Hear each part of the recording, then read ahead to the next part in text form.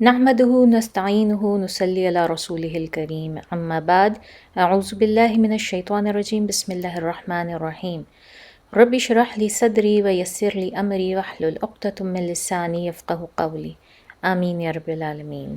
پچھلے 6 پارٹس میں ہم نے جتنی بھی بات کی وہ ساری کی ساری مدینہ کے حوالے سے تھی، اور میدان بدر کے حوالے سے تھی، جنگ بدر کے حوالے سے تھی، اور اس کا مسلمانوں پہ ایفیکٹ، مدینہ کے لوگوں پہ ایفیکٹ ہم نے دیکھا۔ اس میں ہم نے ان کے فضائل پہ بھی بات کی، اور ایک ایک پرزنر قیدی کے ساتھ کیا ہو رہا ہے، کس طرح کا سلوک ہو رہا ہے، ان میں سے کئی قصے جو ہیں وہ بھی ہم نے انریول کیے، سنائے۔ تو آج کی جو یہ ایپیسوڈ ہے اس میں ہمارا شفٹ مکہ کی طرف ہو جاتا ہے، اور آپ سمجھیں کہ ہم اپنا کیمرہ پورا کا پورا اٹھا کے مکہ کی طرف لے جاتے ہیں، تھوڑا سا ریورس کرتے ہیں دوبارہ، اور پھر ہم جاتے ہیں اس دن میں جس دن میدان بدر میں جو ہے یہ بدر کی جنگ ہو رہی تھی۔ یہ 17واں رمضان تھا اور فرائیڈے کا دن تھا۔ تو ابن کثیر جو ہیں وہ ہمیں بتاتے ہیں، اور انہوں نے بھی یہ چیز ابن اسحاق سے لی ہے کہ ان قریشی سپاہیوں کے بارے میں جو میدان بدر سے بھاگنے میں کامیاب ہو گئے تھے اور وہ واپس مکہ پہنچے تھے، اور یہ اتنے زیادہ کانفیڈنٹ تھے جب یہ وہاں سے چل رہے تھے مکہ سے، تو یہ لوگ اتنے زیادہ کانفیڈنٹ تھے، اتنے پر اعتماد تھے، اور ان کو اپنی جیت پر اتنا یقین تھا کہ انہوں نے اپنے لیے کوئی پلان بی، کوئی ایک آلٹرنیٹ طریقہ جو ہے وہ نہیں رکھا ہوا تھا کہ خدا نہ خواستہ اگر کسی طرح سے یہ بازی الٹی ہم پہ پڑ گئی تو ہم کیا کریں گے، اس صورت میں ہمارا کیا حکمت عملی ہونی چاہیے۔ تو ان کے پاس کوئی پلان بی نہیں تھا۔ نتیجتاً جو لوگ بھاگے میدان بدر سے، وہ مختلف جگہ پہ ٹولیوں میں اکٹھے ہوئے، اور سیدھا سوائے مکہ جانے کے ان کے پاس اور کوئی راستہ نہیں تھا۔ اور یہ بھی ہم بات کر چکے ہیں کہ مکہ سے یہ میدان بدر کا جو راستہ ہے یہ تقریباً 2 ہفتے کی مسافت تھی اس وقت کے حساب سے۔ تو اب آپ سوچیں کہ یہ لوگ کس حواس باختہ کنڈیشن میں بھاگے، کہ یہ لوگ بھاگے اور سیدھا انہوں نے جا کے صرف اور صرف مکہ میں ہی دم لیا۔ اس سے پہلے نہ یہ کہیں رکے، نہ انہوں نے کہیں پر جو ہے وہ کوئی پڑاؤ ڈالا۔ ان کو اس بات کا بھی شدید اندیشہ تھا کہ کہیں ایسا نہ ہو کہ رسول صلی اللہ علیہ وسلم اپنے صحابہ کرام کے ساتھ ان کے پیچھے آ رہے ہیں اور ان کو پکڑ لیں یا ان کو مار ڈالیں۔ خیر، جب یہ ٹولیوں میں پہنچے، لیکن بہرحال جو سب سے پہلے جو شخص پہنچا مکہ میں اس کا نام تھا الہیثمان ابن الخزائی۔ الہیثمان ابن الخزائی یہ وہ شخص تھا جو سب سے پہلے مکہ میں حواس باختہ اور برے حالوں میں، پھٹے کپڑے، مٹی سے اٹا ہوا، یہ بھاگتا وہاں پہنچا۔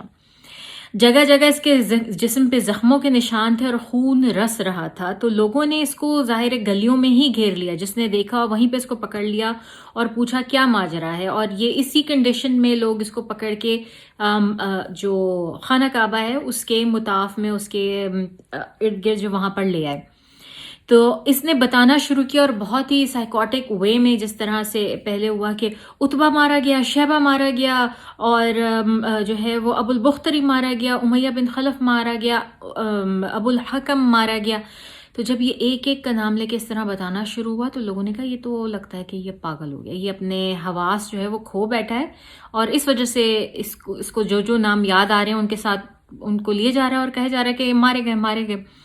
تو یہ جو مطاف تھا وہیں پر جو ہے وہ بیٹھا ہوا تھا صفوان بن امیہ، یہ صفوان کا بیٹا تھا، یہ وہاں پر بیٹھا ہوا تھا۔ جب اس تک خبر پہنچی تو اس نے کہا کہ لوگوں سے کہا کہ ادھر آؤ ذرا، ایسا کرو اس کو جا کے پوچھو صفوان بن امیہ کہاں ہے۔ ایک طرح سے اس نے ٹیسٹ لیا، تو انہوں نے جا کے پوچھا اچھا تو پھر صفوان بن امیہ کا کیا ہوا جب سارے مارے گئے؟ تو اس نے ہیثمان نے بہت جسے کہتے ہیں نا کہ کانفیڈنس کے ساتھ اس نے کہا کہ جو صفوان بن امیہ ہے وہ وہاں بیٹھا ہے، اور اس کا باپ اور بھائی جو ہے اس کو میں نے اپنی آنکھوں کے سامنے مرتے ہوئے دیکھا ہے، کس طرح محمد صلی اللہ علیہ وسلم اور ان کے سپاہیوں نے کس طرح سے ان کو قتل کیا۔ اب جب لوگوں نے یہ سنا اور صفوان بن امیہ نے بھی یہ سنا تو آپ امیجن کریں، ظاہر ہے کہ ان کے پیروں کے نیچے سے زمین نکل گئی، اور ان کو اندازہ ہوا کہ یہ شخص نہ ہی جھوٹ بول رہا ہے اور نہ ہی اس کا دماغی توازن کھو گیا ہے، بلکہ یہ صحیح بات کر رہا ہے، اور ہمیں اس کی بات کو سننا چاہیے اور دیکھنا چاہیے۔ پھر لوگوں نے اس سے ایک ایک خبر لینی شروع کی اور مکمل جو ہے وہ اس کی ڈیٹیلز معلوم کرنی شروع کی۔ اس کے بعد جو ہے آگے مزید لوگوں نے، مزید ٹولیوں نے آنا شروع کیا جو بھاگ بھاگ کر آ رہی تھیں، اور انہوں نے بھی آلموسٹ سیم کہانی ہی سنائی کہ اور جب یہ ہوا تو مکہ میں ایک کوہرام مچ گیا۔ ہر گھر میں سے کوئی شخص نہ کوئی ایسا تھا جو کہ مارا گیا تھا۔ ہر گھر میں سے شدید عورتوں کے چیخنے چلانے کی اور بین کرنے کی آوازیں آ رہی تھیں۔ لوگ اتنے شدید غم میں تھے اور اتنے غصے میں تھے، عورتوں نے اپنے سر کے بال کاٹ لیے، کئی جانوروں کو ذبح کر دیا گیا۔ مطلب ان کی جو پریکٹسز تھیں، کس طرح سے وہ غم مناتے تھے، ان پریکٹسز کے حوالے سے انہوں نے بہت اور اونچی اونچی آواز میں عورتوں کی رونے کی آوازیں جو ہیں وہ باہر تک، مکہ سے باہر تک سنی جانے لگیں، اتنی زیادہ کہ ابو سفیان جو اس وقت ایک لیڈر بن چکا ہوا تھا، کیونکہ اس کے اوپر کے جتنے لوگ تھے، جتنے سینئرز تھے، وہ سارے مارے جا چکے تھے، تو ابو سفیان نے حکم دیا سب کو کہ کوئی عورت بین نہیں کرے گی، مکہ کے کسی گھر سے کسی عورت کے چیخنے چلانے کی آوازیں نہیں آنی چاہیے، ہرگز ہرگز۔ یہاں تک کہ ایک رات ایسا ہوا کہ کسی عورت کے رونے کی آواز آئی، تو یہ شخص الاسود بن عبد المطلب، یہ شخص جو ہے جس کے 3 بیٹے مارے گئے جنگ بدر میں، جب اس نے یہ آواز سنی تو اس نے یہ بڑا خوش ہوا اور اس نے جلدی سے اپنے ایک غلام کو روانہ کیا اور کہا کہ پتہ کر کے رہو اس عورت سے کہ یہ کیوں رو رہی ہے، کیا ابو سفیان نے یہ بین جو لگایا تھا، یہ روک پابندی جو لگائی تھی رونے چیخنے چلانے پر، کیا وہ ختم کر دی گئی ہے؟ اگر ایسا ہے تو میں اپنے بیٹوں کا غم منانا چاہتا ہوں کھل کے۔ یہ ان کی روایت تھی کہ وہ اس طرح سے کھل کے بین کر کر کے جو ہے وہ غم مناتے تھے، اور ہمیں پتہ لگتا ہے کہ رسول صلی اللہ علیہ وسلم نے اس پہ کمپلیٹ پابندی فرمائی تھی۔ اس کا غلام پتہ کرنے گیا اور واپس آ کے بتایا کہ وہ عورت کسی کے مرنے پر نہیں رو رہی بلکہ اپنے اونٹ کے گم ہونے پر بین ڈال رہی۔ اس نے اپنے اونٹ کے گم ہونے پر رونا، پیٹنا اور شور مچانا شروع کیا ہوا ہے۔ تو ابن کثیر اپنی کامنٹری میں اس واقعے کے اوپر یہ بھی کہتے ہیں کہ یہ ایک اللہ تعالیٰ کا ایڈیشنل عذاب تھا ان کے اوپر، کہ ایک طرف تو ان کے ہر گھر میں سے کوئی نہ کوئی شخص اس کی موت ہوئی تھی، اس کو مارا گیا تھا، اور پھر اس کے اوپر ان کے اوپر یہ پابندی بھی لگا دی گئی تھی کہ اب تم نے غم بھی نہیں منانا، تم نے یہ بھی نہیں شو کرنا کہ ہم اتنے گئے گزرے ہیں، اتنے زیادہ کمزور ہیں کہ ہم ایسے بین ڈالیں گے بیٹھ کے۔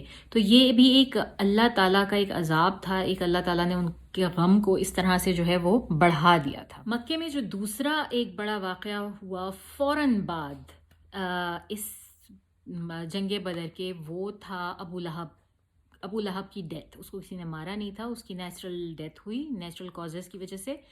تو اس کے بارے میں ہم بات کرتے ہیں۔ ابو لہب جو ہے وہ بھی قریش کے ان سرداران میں سے تھا جو کہ نہیں گئے تھے جنگ کے اوپر۔ اس کے بارے میں ہم نے بڑی ڈیٹیل میں بات کی تھی۔ یہ خوفزدہ بھی بہت تھا، اس کو بڑا یقین تھا رسول صلی اللہ علیہ وسلم کی پیشن گوئیوں کے اوپر، اور اس بات پر کہ یہ ان کے ہاتھ سے مارا جائے گا، یہ اتنا خوفزدہ تھا کہ یہ نہیں گیا تھا، اور اس وقت کے رواج کے مطابق اس نے بہت سا پیسہ دے کر اپنی جگہ ایک دوسرے شخص کو بھیجا تھا جنگ میں حصہ لینے کے لیے۔ تو اب ہمیں یہ کہانی ابو لہب کی جو ہے وہ ایک صحابی سے ملتی ہے جو کہ ابن اسحاق ہمیں بتاتے ہیں کہ العباس کا ایک غلام تھا جن کا نام تھا ابو رفیع، جن کو انہوں نے آزاد کر دیا تھا لیکن ان کے ساتھ ہی ہوتا تھا۔ تو العباس کے جو غلام تھے ابو رفیع، یہ بیسکلی نیزے، تلواریں، لوہے کا کام کرتے تھے، اور ان کی آپ کہہ لیں ان کی جو ورک شاپ تھی وہ خانہ کعبہ کے پاس میں ہی تھی، مطلب مطاف کے ارد گرد کہیں پر، کیونکہ سب لوگ اتنا قریب رہتے تھے کہ ہم دیکھتے ہیں کہ ہر چیز کا سینٹر پوائنٹ جو ہے وہ خانہ کعبہ ہے۔ کسی ان کی کوئی بھی نیوز بھی آ رہی ہے، کوئی منادی ہو رہی ہے، کوئی ان کی کاؤنسل بھی وہیں پہ بیٹھتی تھی، تو سب کچھ ان سب لوگوں کے ایک طرح سے گھر کا صحن جو تھا نا وہ خانہ کعبہ تھا۔ تو بہرحال اس کی بھی جو دکان تھی چھوٹی سی، وہ خانہ کعبہ کے صحن کے قریب تھی۔ تو یہ خود ہم ان کی زبانی جو ہے نا وہ یہ سنتے ہیں، ان کا نام ہے ابو رفیع۔ تو وہ خود کہتے ہیں کہ میں العباس کا غلام تھا، اور جب اسلام کا پیغام العباس بن عبد المطلب کے گھر میں پہنچا تو انہوں نے اسے قبول کیا، ام فضل نے بھی اسے قبول کیا. ام فضل ان کی وائف تھیں عباس رضی اللہ تعالیٰ عنہ کی.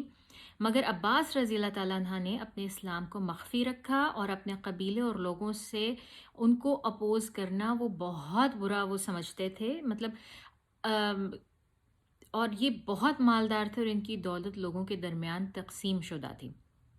تو ان کی اس روایت سے ہمیں پتہ چلتا ہے کہ عباس رضی اللہ تعالیٰ عنہ پہلے سے اسلام قبول کر چکے تھے اور جنگ بدر میں وہ زبردستی گئے تھے، کیونکہ ابھی تک ان کے اندر وہ گٹس پیدا نہیں ہوئے تھے کہ وہ اپنی فیملی کے خلاف کھڑے ہو سکیں. اس کی بہت ساری ریزن ہے، اس میں یہ خود بتا رہے ہیں ہمیں کہ مالدار بہت تھے اور ان کا بزنس بہت پھیلا ہوا تھا، لوگوں میں ان کا پیسہ جو ہے وہ کافی تقسیم شدہ تھا. تو یہ ایک بڑی ریزن ہو سکتی ہے آپ کے باہر نہ نکل کے آنے کی. ظاہر ہے جب وہ سب اپوز کریں گے، باقی انہوں نے اپنی آنکھوں کے سامنے دیکھی مسلمانوں کی کس طرح سے پرسیکیوشن ہوئی مکہ میں، تو ان میں اتنی ہمت نہ تھی کہ وہ اپنا اسلام کھل کے اس وقت پیش کرتے. اس لیے وہ مکہ میں ہی رکے رہے اور انہوں نے اپنا اسلام بھی مخفی رکھا. ابو رفیع کے مطابق ان کی وائف نے بھی قبول کر لیا تھا اور خود ابو رفیع نے بھی قبول کر لیا تھا اسلام، اور مگر ان سب نے اپنا اسلام جو ہے مخفی رکھا. پھر اس کے بعد یہ کہتے ہیں کہ ابو لہب جب جان بوجھ کر اس جنگ میں شریک نہیں ہوا، اس نے اپنی جگہ العاص بن ہشام بن المغیرہ کو بھیجا. اور یہ عام رواج تھا اس دور کا، جو کہ خود نہ جا سکے وہ اپنی جگہ کسی اور کو بھیج دیتا. جب ابو لہب تک خبر پہنچی کہ قریش کے مرنے والے سرداران اتنے زیادہ اور تمام سرداران مر چکے ہیں، تو اس کی شرمندگی اور بے عزتی کا کوئی ٹھکانہ نہ رہا. شرمندگی، بے عزتی اور خوف، اس کا کوئی ٹھکانہ نہ رہا جو اللہ تعالیٰ نے اس پر طاری کر دیا. میں ان دنوں ایک کمزور سا آدمی تھا جس کی کوئی معاشرتی حیثیت نہ تھی، اور میں تیر بناتا تھا، ان کو تیز کرتا تھا حرم کے نزدیک ہی جہاں زمزم کا کنواں تھا. ایک روز میں وہاں بیٹھا ہوا اپنے کام میں مصروف تھا. ام فضل بھی میرے ساتھ ہی تھیں اور ہم اس خبر پر خوش تھے جو مکہ پہنچی. اتنے میں ابو لہب وہاں آیا اور اپنے پیر گھسیٹتا ہوا، اپنے کپڑے ان کے پیچھے گھسیٹتا ہوا آیا اور شدید تذبذب کے عالم میں تھا اور بڑبڑا رہا تھا مستقل. اور اس چبوترے پہ دوسری جانب یہ آ کر بیٹھ گیا، یعنی کہ کوئی ایک چبوترا سا بنا ہوا تھا جس میں ایک طرف ابو رفیع اور ام الفضل بیٹھے ہوئے کام کر رہے تھے اپنا، اور یہ چبوترے میں دوسری طرف ان کی طرف پیٹ کر کے جو ہے وہ دوسری طرف جا کے بیٹھ گیا. اتنے میں منادی ہوئی کہ ابو سفیان آ رہے ہیں، اور پھر المغیرہ بن حارث بن عبد المطلب بھی واپس آ چکا ہے. ابو لہب نے اسے پاس بلایا اور پوچھا تمہارے پاس یقیناً کوئی خبر ہوگی. اب ابو سفیان بھی وہاں آ کر بیٹھ گیا. تو ابو لہب نے پوچھا کہ میرے بھائی، میرے الاتی بھائی، مجھے بتاؤ آخر وہاں سب کے ساتھ کیا گزری ہے.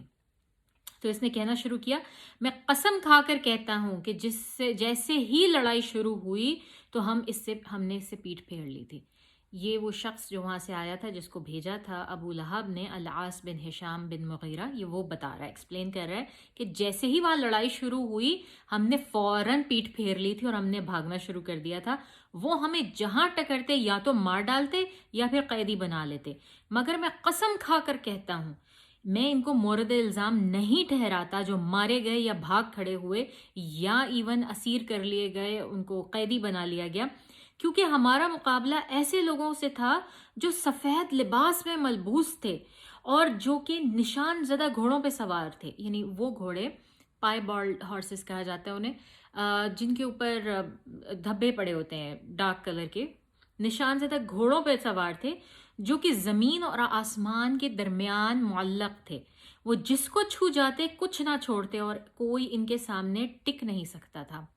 ہم سمجھ سکتے ہیں کہ یہ کس بارے میں بات کر رہے ہیں وہ. پھر ابو رفیع کہتے ہیں کہ مجھ سے رہا نہ گیا اور میں نے مطلب آؤٹ آف ایکسائٹمنٹ، جیسے آپ کے کان میں کسی کی کوئی بات پڑ رہی ہے، آپ اپنا کام کر رہے ہیں، آپ کے کان میں ان کی بات پڑ رہی ہے اور کرتے کرتے وہ بات آپ کے لیے اتنی ایکسائٹنگ ہے کہ آپ ایک دم سے اچھل پڑے، آپ کہیں واللہ وہ تو جو ہے وہ فرشتے تھے، وہ یقیناً فرشتے تھے. تو وہ ابو رفیع نے اس طرح کیا. اب جب ابو لہب نے یہ سنا ابو سفیان نے، تو انہوں نے پلٹ کے دیکھا. اب آپ اس کو امیجن کریے، بالکل مووی کا سین لگتا ہے، اور اس نے اٹھا وہاں سے آ کے ان کے منہ پہ گھونسا دے کے مارا. اس پر اس کے جواب میں ابو رفیع کہتے ہیں میں نے بھی ان کو جو ہے وہ ایک آدھ جڑ دیا اور پھر انہوں نے مجھے زمین پہ گرا دیا اور ابو لہب نے مجھے خوب مارا، خوب پیٹا، دو زانو بیٹھ کر ام الفضل آئیں، انہوں نے ایک ڈنڈا اٹھایا اور اٹھا کے زور سے ابو لہب کے مارا، اتنا زور سے مارا کہ ان کو ٹھیک ٹھاک جو ہے وہ زخم پڑ گیا، اور وہ ساتھ ساتھ کہتی رہیں کہ اچھا اب اگر اس کا آقا یہاں موجود نہیں ہے، میرے غلام کا جو آقا ہے وہ یہاں پہ موجود نہیں ہے، تو اس کا مطلب ہے کہ تم اس کے ساتھ یہ سلوک کرو گے، اس کو مار ڈالو گے، اس کا کام۔ تو انہوں نے اس طرح سے جو ہے وہ چھڑوایا ابو لہب کی مار سے ابو رفیع کو ام فضل نے اس طرح سے چھڑوایا۔ تو اس طرح سے یہ واقعہ ہوا، اور اس کے بعد ابو رفیع کہتے ہیں اس کے بعد وہ بہت ہی غصے میں اور انوائنس میں اٹھا وہاں سے ابو لہب، اور شدید ذلت محسوس کرتے ہوئے وہاں سے چلا گیا، اور اس واقعے کے بعد وہ صرف 7 دن یا اس سے کچھ زیادہ ہی زندہ رہا ہوگا کہ اللہ نے اس کے اوپر ایک بیماری طاری کر دی، اس کو دانے نکلنا شروع ہو گئے، ایک عجیب سے انفیکشن میں مبتلا ہوا، اس کو دانے نکلے اور اس نے تڑپ کر اس میں جان دی۔ اب ہمیں نہیں پتا کہ کون سی بیماری تھی، چکن پاکس ہوئی یا کیا کس طرح کی بیماری تھی، بہرحال اس میں اتنا برا انفیکشن ہوا کہ اس نے تڑپ کر جان دی۔ اس کے 2 بیٹے تھے اور دونوں بیٹوں نے 3 دن تک، 2 بیٹوں نے کیا، کسی نے بھی 3 دن تک اس کی لاش کو ہاتھ نہیں لگایا۔ ابو لہب کی لاش جو ہے وہ ایک جگہ پڑی سڑتی رہی، کیونکہ مرنے کے فوراً بعد ہی اس کی لاش نے انتہائی سڑنا شروع کر دیا تھا، اور اس قدر بدبو تھی، اتنی زیادہ بدبو تھی کہ کوئی اور تو دور کی بات، اپنے بیٹے بیوی کوئی پاس میں نہیں آ رہا تھا ابو لہب کے، اور کوئی ہاتھ لگانے کو تیار نہیں تھا، یہاں تک کہ قریش کے لوگوں نے لعنت ملامت کرنی شروع کر دی کہ تم لوگ کس طرح کے بیٹے ہو، تمہارے باپ کی لاش پڑی ہوئی ہے اور وہ کب سے مرا پڑا ہے، اور تم لوگ اس کو اٹھا کے اس کے کفن دفن کا بھی بندوبست نہیں کرتے۔ اور یہ لڑکے جو ہیں یہ بالکل ایسی حالت میں نہیں تھے کہ پھر بھی یہ نہ اس کو اٹھانے میں کامیاب نہ ہوئے۔ تو پھر ان میں سے ایک شخص آگے آیا اور اس نے کہا کہ اگر تم لوگ ہمت کرو تھوڑی سی تو میں تمہاری مدد کرتا ہوں، چلو ہم اٹھا کے لاش کو ٹھکانے پر لگائیں۔ لیکن یہ بچے پھر بھی جو ہے نا وہ انسسٹ کر رہے تھے کہ ہم اس لیے ہاتھ نہیں لگا رہے، ایسا نہ ہو کہ یہ موذی مرض ہمیں بھی لگ جائے۔ سب کو یہ فکر تھی کہ یہ تو ہے کہ اس کو اٹھایا نہیں جا رہا، یہ سڑ رہی ہے، اس میں سے بدبو آ رہی ہے، مگر سب کو یہ خوف بھی تھا کہ کہیں ہمیں نہ لگ جائے یہ موذی مرض۔ بہرحال اس شخص نے ان کی مدد کی اور نہلانے دھلانے سے بھی گئے، کیونکہ قریش میں پھر بھی رواج تھا، عربوں میں جو جاہلیت کے دنوں میں بھی تھے کہ وہ نہلا دھلا کر ہی اپنے مردے کو دفن کرتے تھے۔ تو ابو لہب کو وہ نہلانا دھلانا بھی نصیب نہیں ہوا، انہوں نے بالٹی میں جس طرح پانی بھر کے اس کے اوپر دور سے پھینک دیا، بس یہ کیا۔ اور اس کے بعد انہوں نے لٹرلی جو ہے نا وہ لاش کو گھسیٹتے ہوئے لے کر گئے، ایک کپڑے کے اوپر یا جس کپڑے چادر کے اوپر پڑی ہوئی تھی، لپٹی ہوئی تھی، اس کو گھسیٹتے ہوئے یہ لوگ لے کر گئے ایک ٹیلے کے اوپر، وہاں پر ایک دیوار سی تھی اس کے ساتھ ٹکا کے رکھ دیا، اور کسی نے کوئی اتنا خاص اہتمام نہیں کیا، اور پتھروں سے ڈھانک دیا، بالکل اسی طرح جس طرح امیہ بن خلف کے ساتھ میدان بدر میں ہوا، اور اس کی لاش کو جو ہے وہ پتھروں سے ڈھانپ دیا گیا، اور اس طرح اس آدمی کا بھی اختتام ہوا۔ اور اس کے ساتھ مطلب یہ وہ آخری گندا والا مجرم تھا، رسول اللہ صلی اللہ علیہ وسلم کا انیمی تھا، جس کا جو رہ گیا تھا پیچھے، جس کو رسول صلی اللہ علیہ وسلم نے کہا تھا کہ تم مارے جاؤ گے، ان میں سے یہ آخری شخص تھا جو کہ پیچھے رہ گیا تھا، اور اس کو بھی اللہ تعالیٰ نے ایسی اذیت ناک اور عبرت ناک موت دی۔ تو یہاں پر ہمارا جو ہے وہ ابو لہب کی ڈیتھ ہو جاتی ہے، اور ابو سفیان جو ہے وہ مکہ کا ان کانٹیسٹڈ لیڈر بن جاتا ہے۔ رسول صلی اللہ علیہ وسلم کے قتل کی منصوبہ بندی، جی ہاں، بدر کے فوراً بعد یہ بھی ایک ایونٹ تھا جو کہ ہوا، اور مکہ میں ہی ہو رہا ہے۔ تو ہوا یوں کہ یہ بھی ہمیں ابن اسحاق سے پتہ چلتا ہے، ابن اسحاق سے ابن کثیر نریٹ کرتے ہیں، اور میں وہاں سے آپ کو یہ سنا رہی ہوں واقعہ۔ عمیر بن وہب ایک شخص تھا، اور یہ اس شخص کا ہم پہلے بھی ذکر کر چکے ہیں 2 دفعہ، بدر کے دوران جب یہ شخص مسلمانوں کی تعداد معلوم کرنے آیا تھا، اور دوسری بار جب اس کی بات ہوئی تھی شیطان سے ڈائریکٹ، اور جس وقت شیطان بھاگا تھا تو اس وقت بھی یہی شخص تھا وہاں پہ۔ تو یہ شخص عمیر بن وہب جو ہے یہ بیٹھا ہوا تھا اسی طرح. اب ہم دوبارہ وہی سین دیکھتے ہیں خانہ کعبہ کے باہر کسی چبوترے کے اوپر. عمیر بن وہب اور صفوان بن امیہ یہ دونوں بیٹھے ہوئے اور یہ باتیں کر رہے تھے اور یہ اپنے آپ کو ایک طرح سے پیٹ رہے تھے, اپنا دکھ کا اظہار کر رہے تھے ایک دوسرے سے کہ اب تو اس دنیا میں کچھ اچھا نہیں بچا, ہمارے جتنے لیڈرز تھے وہ سب کے سب مارے جا چکے ہیں, وہ سب کے سب بدر کی ایک کھائی میں پھینکے جا چکے ہیں, تو اب زندگی میں کچھ اچھا نہیں بچا. تو عمیر اس کے ساتھ ہاں میں ہاں ملا رہا تھا کہ ہاں بالکل ایسا ہی ہے, تم صحیح کہہ رہے ہو, یہ بہت بہت تکلیف دہ بات ہے بالکل.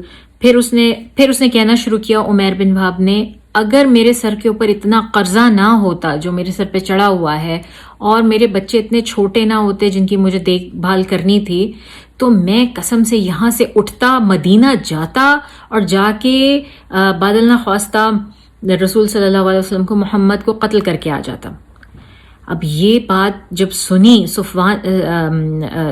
صفوان نے تو وہ ایک دم سے جو ہے وہ اٹھ کے مطلب سیدھا ہو گیا اور اس کے ذہن میں ترکیب آئی.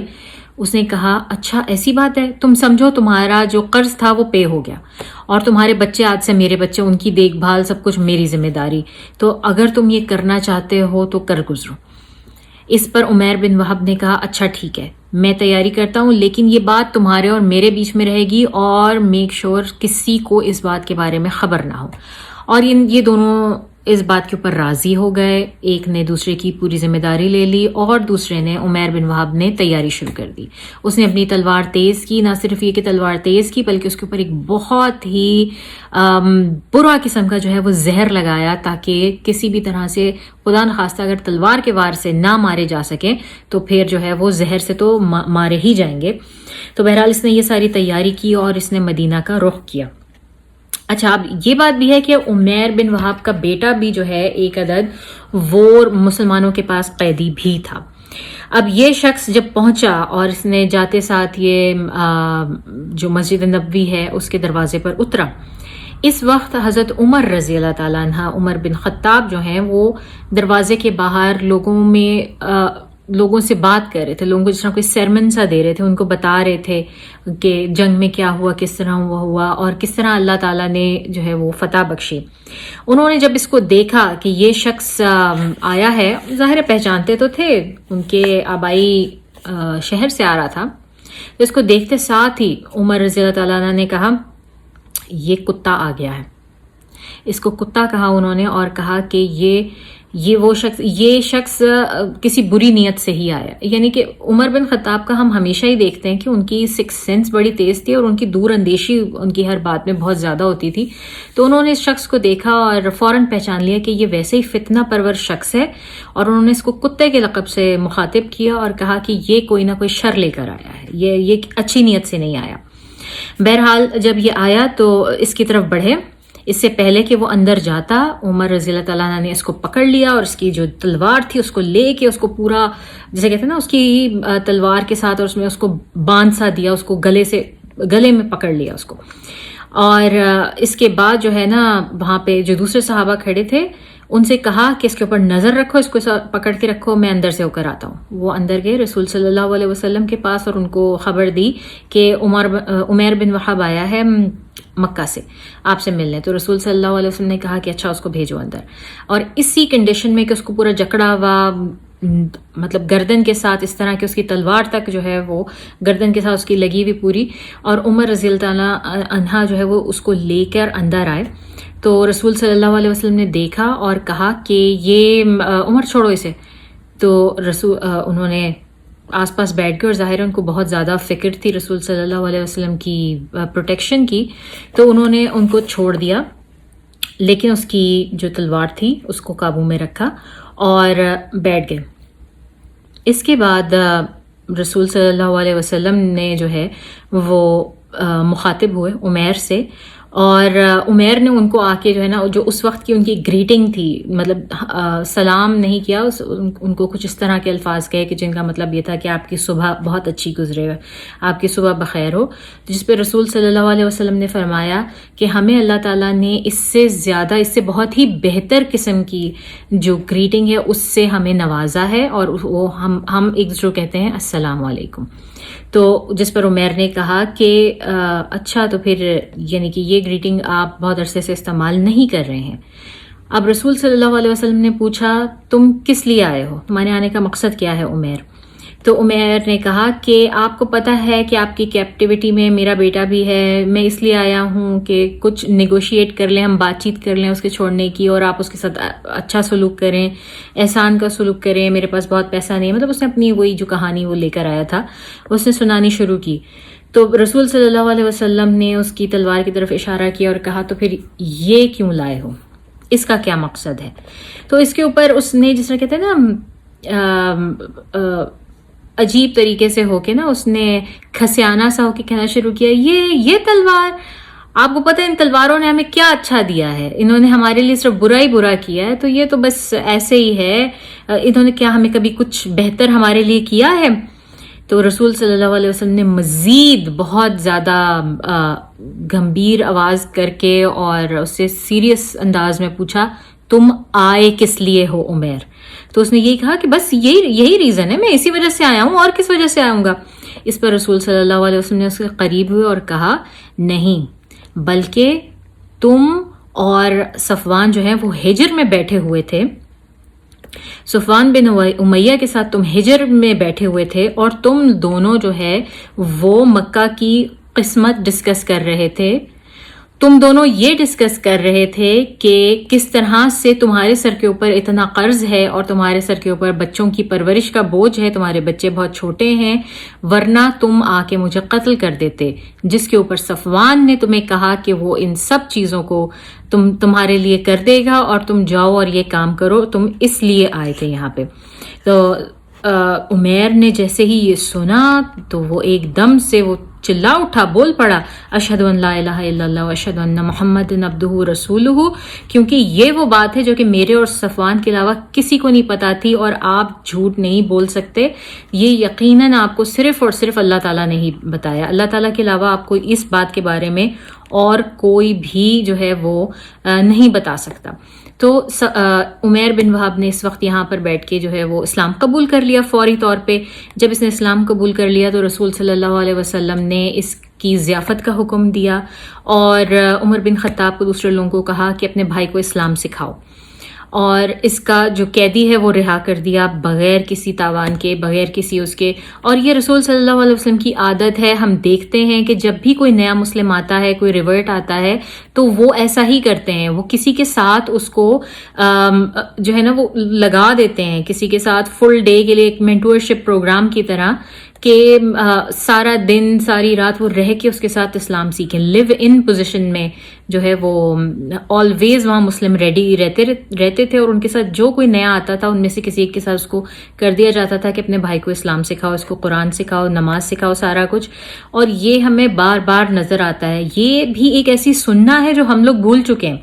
ہم لوگ اس کنٹری میں رہتے ہیں، یہاں پہ بہت سارے ریورٹس ہیں، تو یہ ایک ایسا طریقہ ہے جس کی وجہ سے ہم ریورٹس کی بہت ہیلپ کر سکتے ہیں. اور اگر آپ سنیں بہت زیادہ ریورٹس کو تو وہ یہی کمپلین کرتے ہیں کہ ٹھیک ہے ہم اسلام میں داخل تو ہو گئے، اس کے بعد ہمیں کیا کرنا ہے ہمیں کچھ نہیں پتا، اور ہم مزید تنہا ہو گئے کیونکہ ان کو اپنی فیملیز چھوڑ چکی ہوتی ہیں، اور مسلمان بھی ان کو کوئی خاطر خواہ کسی طرح سے بھی جو ہے ان کو کیٹر نہیں کرتے، سوائے اس دن کے جس دن کہ ان کا ریورژن ہوتا ہے. سب ان کو بہت گلے ملتے ہیں، بہت مبارکبادیں دیتے ہیں، اور اس کے بعد وہ بیچارے بالکل تنہا ہو جاتے ہیں.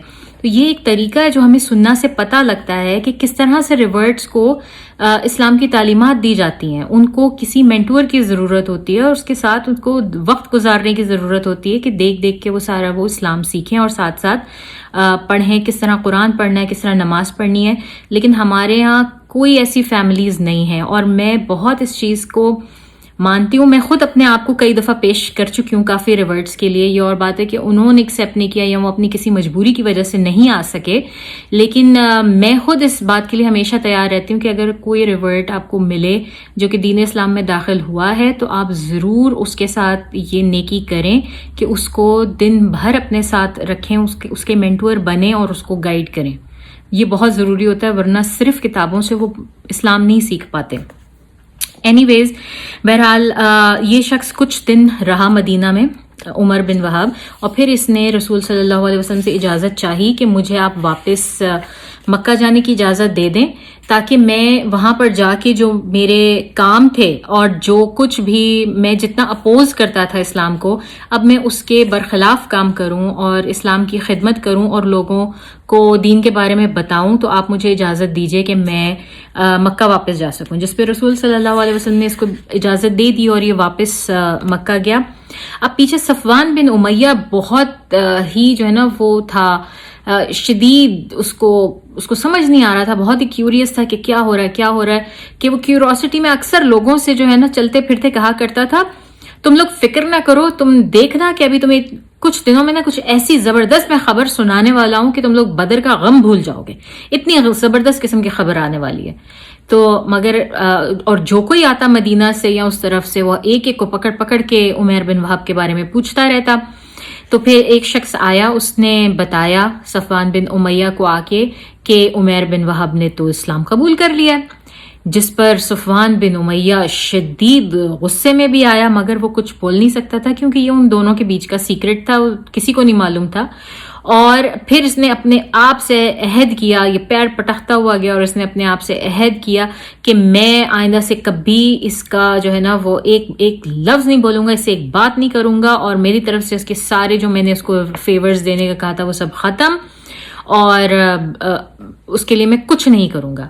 ابن اسحاق مزید بتاتے ہیں کہ جب عمیر بن وہاب یہ واپس مکہ آئے تو انہوں نے اسلام کے دائی بن گئے. انہوں نے وہاں پر پہلے جو اتنا اپوز کیا کرتے تھے, انہوں نے اسلام کو پھیلانا شروع کیا.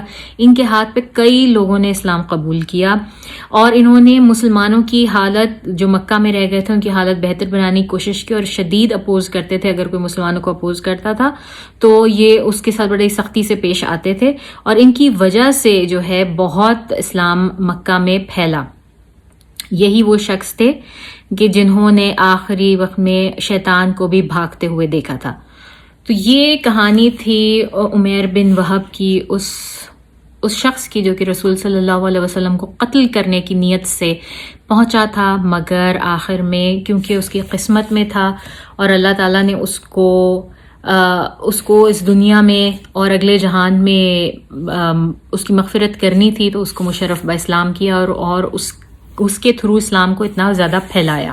قرقرات القدر یہ ایک جگہ ہے مدینہ سے کچھ فاصلے پر, اور یہاں پر کافی مشرکین رہتے تھے. اور مشرکین بھی کون؟ جو قبیلہ غطفان اور قبیلہ بنو سلیم کے لوگ تھے. یہ دونوں بہت ہی بڑے قبیلے ہیں. آپ اگر مدینہ میں باقی مطلب قریش کے جتنے قبیلے ہیں, اگر آپ ان کی ہسٹریاں دیکھیں تو کوئی قبیلہ بہت بڑا ہے, کوئی قبیلہ بہت چھوٹا ہے. تو یہ دونوں بہت میجر قبیلوں میں سے آتے ہیں, اور ان کے بعد میں بھی انہوں نے احد میں بھی اور اس کے بعد بھی ان کا بہت بڑا کردار ہے ایک اسلامک ہسٹری میں.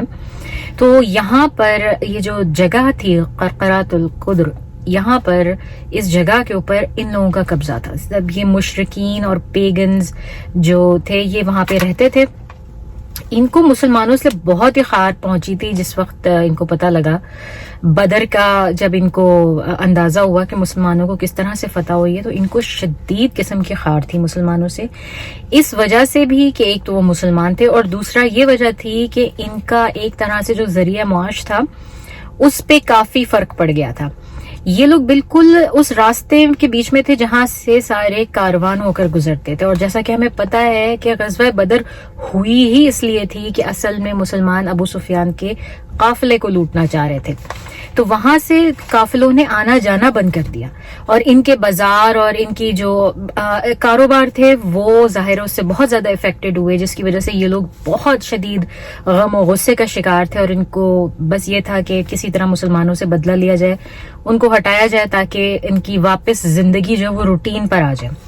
تو ان دونوں قبیلوں کے جو یہ بہت بڑے غطفان اور بنو سلیم تھے، ان قبیلے کے لوگوں نے کیا کیا، آپس میں کچھ بندوں کو اکٹھا کر لیا، کوئی 100-200 کے قریب لوگ انہوں نے اکٹھے کر لیے اور انہوں نے ایک چھوٹی سی آرمی بنا لی اور اس جگہ پہ پہنچ گئے جیسے قرقرات لوگ کو ادھر کہتے، اور انہوں نے وہاں پہ مسلمانوں کو للکارا کہ ہم سے، اور رسول صلی اللہ علیہ وسلم کا ہمیں پتا ہے کہ ان کے جو جاسوس ہیں، ان کا جو جاسوسی نیٹ ورک ہے وہ انتہائی امیزنگ ہے.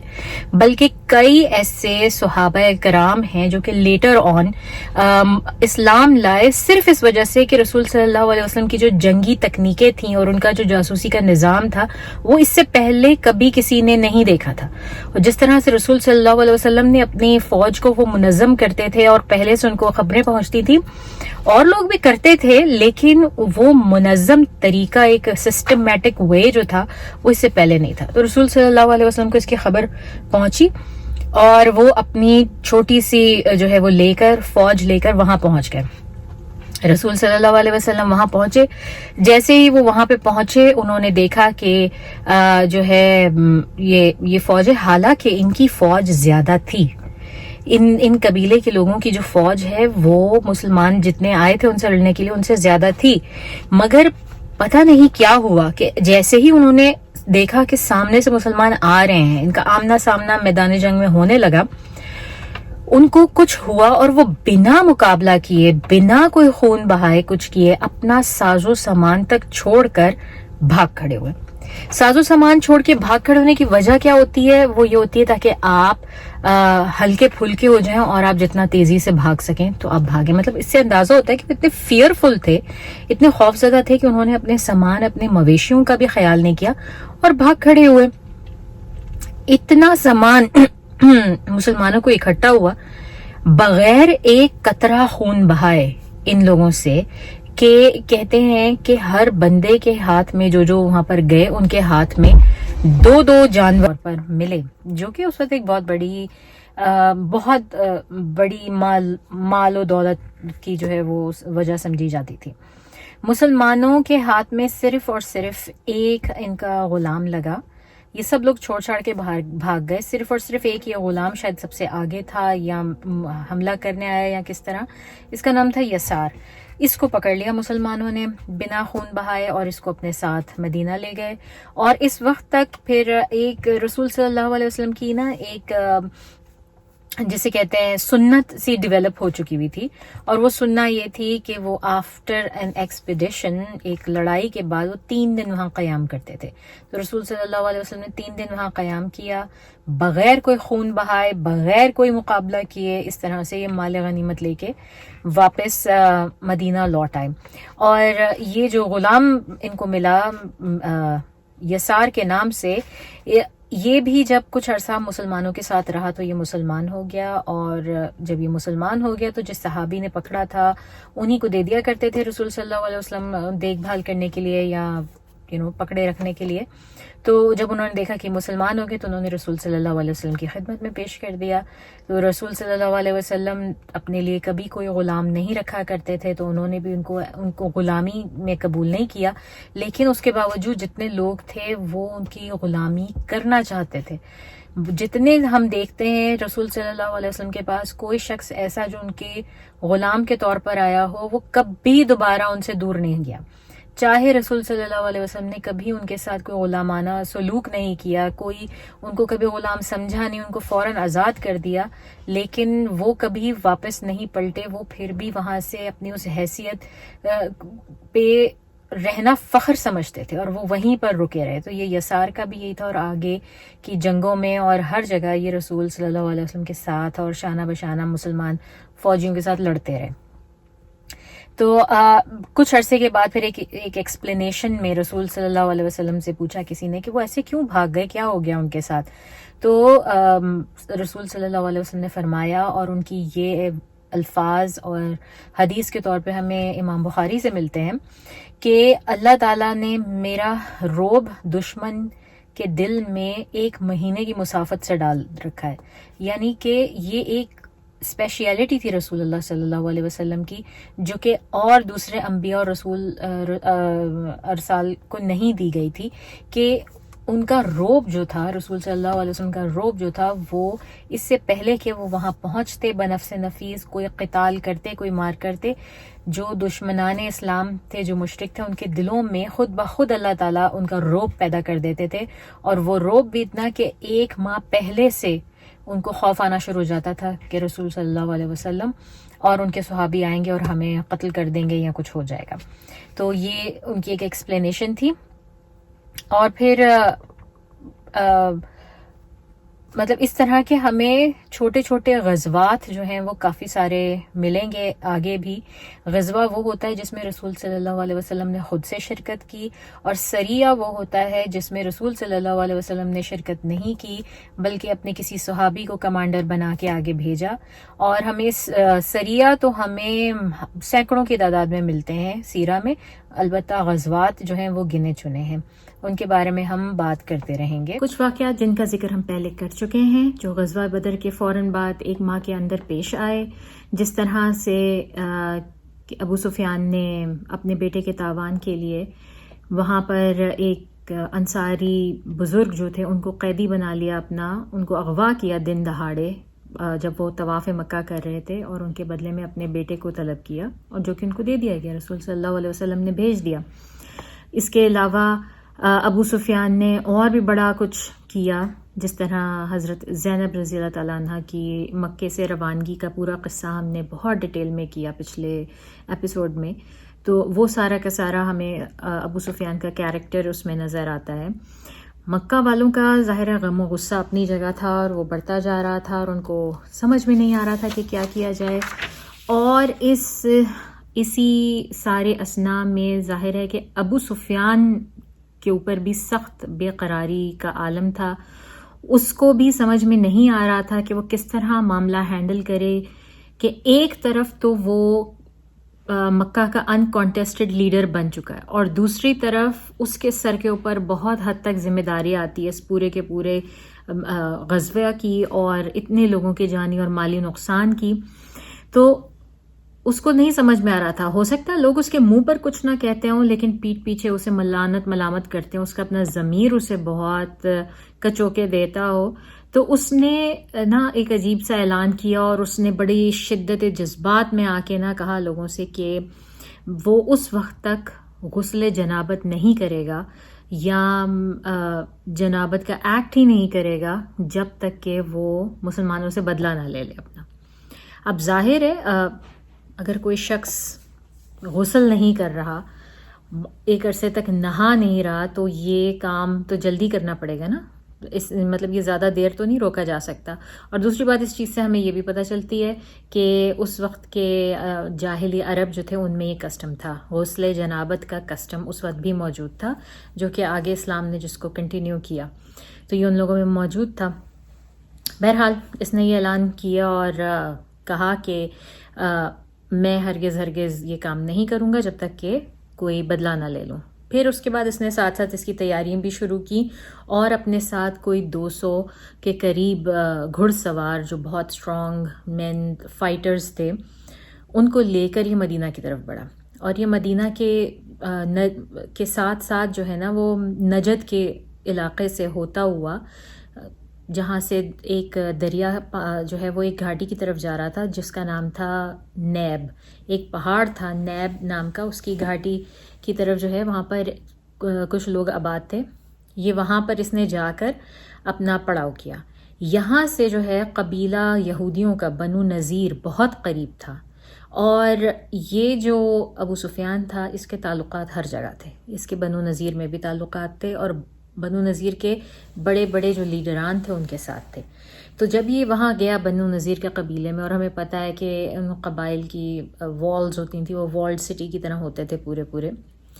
جب یہ وہاں پر داخل ہوا تو اس نے دیکھا کہ حویئی بن اخطب جو ان کے لیڈران میں سے ایک ہے، حیی بن اخطب کے گھر کے جو قمقمے ہیں وہ جل رہے ہیں یا اس کے گھر سے روشنی آ رہی ہیں، تو اسے اندازہ ہوا اچھا یہ جاگ رہے ہیں، کیونکہ یہ جب پہنچا تو اس وقت آلموسٹ رات کا وقت ہو چکا تھا. تو اس نے وہاں جا کے دروازہ کھٹکھٹایا. حیی نے دروازہ کھولا، اس کو دیکھ کے حیران رہ گیا. اس نے اس کو اندر آنے کی اجازت مانگی. حیی نے اس کو اجازت نہیں دی. مطلب ظاہر ہے وہ ڈر گیا ہوگا یا اسے اس بات کا احساس ہوگا کہ اس وقت ان کا پیکٹ رسول اللہ صلی اللہ علیہ وسلم سے ہے اور یہ ان کے دشمنان میں سے ہیں. بہرحال حیی نے اس کو اجازت نہیں دی. پھر ابو سفیان نے رخ کیا جو اس وقت اس قبیلے کا لیڈر تھا اور ان کا خزانچی بھی تھا. اس کے ہاتھ میں سارے کے سارے جو ہے وہ خزانوں کی چابیاں اور ایوری تھنگ. تو اس کا نام تھا سلام بن مشکام. تو اس شخص کے دروازے پہ جا کے کھڑا ہو گیا، کھٹکھٹایا. اس نے دروازہ کھولا، اندر بلایا، ان کو بٹھایا، بڑی عزت دی، ان کو کھانا پانی شراب سب کچھ مہیا کیا. پھر ان کے ساتھ جو گھڑ سوار تھے ان کے لیے بھی کھانے پانی کا انتظام کیا. یعنی کہ اس بنو نذیر کے اس لیڈر نے مکمل طور پہ اپنی وفاداری ان کے ساتھ شو کی، ابو سفیان کے ساتھ، کیونکہ وہ اس کا بڑا دیرینہ یار تھا.